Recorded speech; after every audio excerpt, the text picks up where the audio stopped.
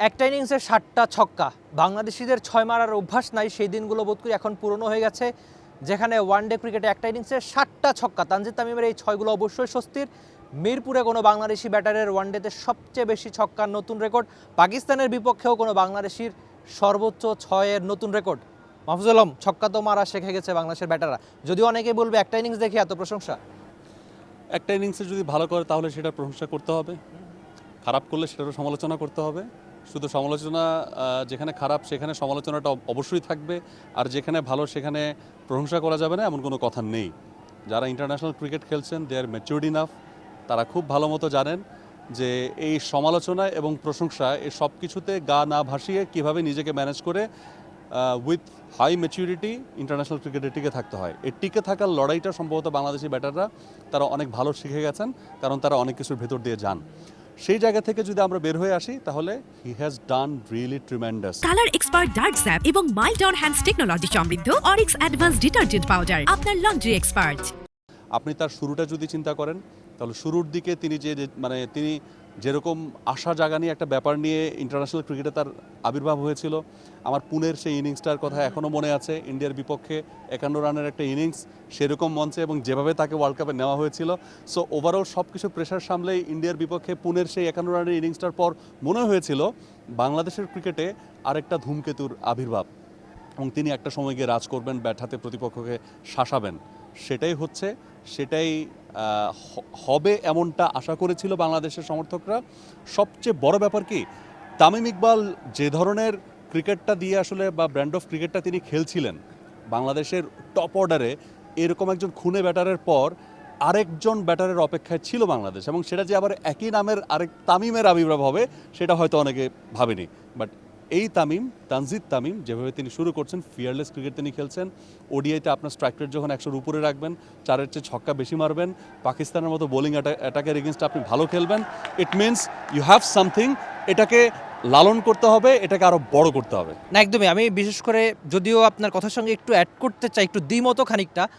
ভারতের সঙ্গে ওই ইনিংসটা ভালো খেলেছেন, কিন্তু বিশ্বকাপে মানে যে আশাটা তাকে নিয়ে মানুষ ভাবছিল যে একটা ছেলে দ্বিপাক্ষিক সিরিজে এত ভালো খেলে, সে তো বিশ্বকাপেও এরকম খেলার কথা, কিন্তু খেলেননি। যদিও ছক্কার প্রসঙ্গে একটু ফিরতে চাই, আপনি তামিম ইকবালের নাম বলছিলেন যে তামিমও 6টা-7টা ছক্কা একটা ইনিংসে মেরেছিলেন। তো তানজিদ তামিম সেই পথেই বোধ করি হাঁটছেন।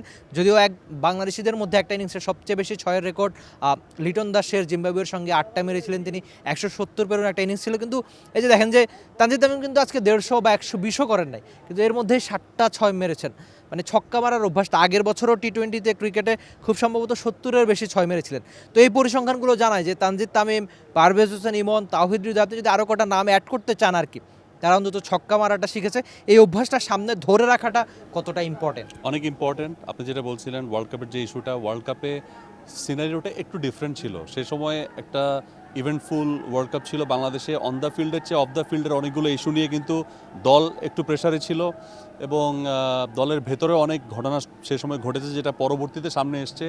তো ওই রকম একটা সিচুয়েশনে হঠাৎ করে ডাক পেয়ে এবং যা কিছু বাংলাদেশের ক্রিকেটে যখন ঘটে গেছে সেই মুহূর্তে গিয়ে কিছুটা পারফর্ম করা, সেটাকে এগিয়ে রাখতে চাই, আর যতটুকু করেননি সেটা ভুলে যেতে চাই।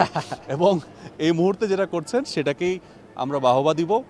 আর অফকোর্স মানে তার জায়গা থেকে আপনি যেটা বললেন যে 6 মারাটা শিখে যাওয়া, একটু আগে যেটা বললাম, একজন ব্যাটার তখনই ছক্কা মারেন, আপনিও তো ক্রিকেট খেলেন বা টুকটাক ক্রিকেট আমরা যারা খেলি, সেটা না হয় ক্রিকেট বলে নাই খেললাম, বাট এমনিতেও যারা অন্তত ব্যাট হাতে যারা নিয়েছেন, মিনিমাম ব্যাট হাতে নিয়ে অন্তত উইকেটে নেমেছেন, আপনিও জানেন আপনি কখন ছক্কাটা মারতে পারেন।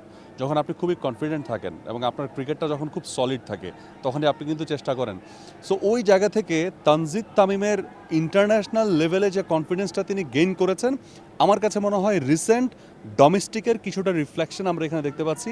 বিপিএলে যেটা বললাম 3rd হাইয়েস্ট রান গেটার, এবং বিসিএলে 3rd হাইয়েস্ট রান গেটার। তো ওই জিনিসগুলো সব কিছুর একটা অ্যাকিউমুলেটেড রেজাল্ট হচ্ছে তানজিদ তামিমের ইন্টারন্যাশনালে এরকমভাবে তাকে দেখা। ফার্স্ট ম্যাচেও কিন্তু তিনি নট আউট ছিলেন, ফার্স্ট ম্যাচেও তিনি 64 not out. So overall he is in a very good shape. তাকে এই জায়গাটাতে পুরোপুরি সিমেন্টেড করা উচিত এবং তাকে তার মতো করে একটু ফ্রিডম দিয়ে আগানো উচিত। নেক্সট ওয়ার্ল্ড কাপ এরকম একজন ব্যাটার যদি আপনার থাকে, প্রতিপক্ষ পাকিস্তান হোক অর হুএভার ইট ইজ, 4-এর চেয়ে ছক্কা বেশি মারবেন, এয়ারে ডিল করবেন, প্রতিপক্ষ কিন্তু শোল্ডার ড্রপ করে, কনফিডেন্স ড্রপ করে প্রতিপক্ষের। এটা খুব ইম্পর্টেন্ট, ভেরি ভেরি ইম্পর্টেন্ট। একদমই, আমরা দুজন আশা করব তানজিদ তামিম সহ বাকি বাংলাদেশি ব্যাটাররাও ছক্কা মারা দ্রুত শিখুক, আর সেই শেখাটা আন্তর্জাতিক ক্রিকেটে বাংলাদেশের জার্সিতে কাজে লাগাক, এই আশা অন্তত আমরা দুজন করছি, একই রকম আশা বোধ করি আপনারাও করবেন। For more updates, subscribe to our YouTube channel and click on the bell icon. Follow us on Facebook and Instagram. Download T-Sports app to enjoy exciting games and highlights. Visit tsports.com.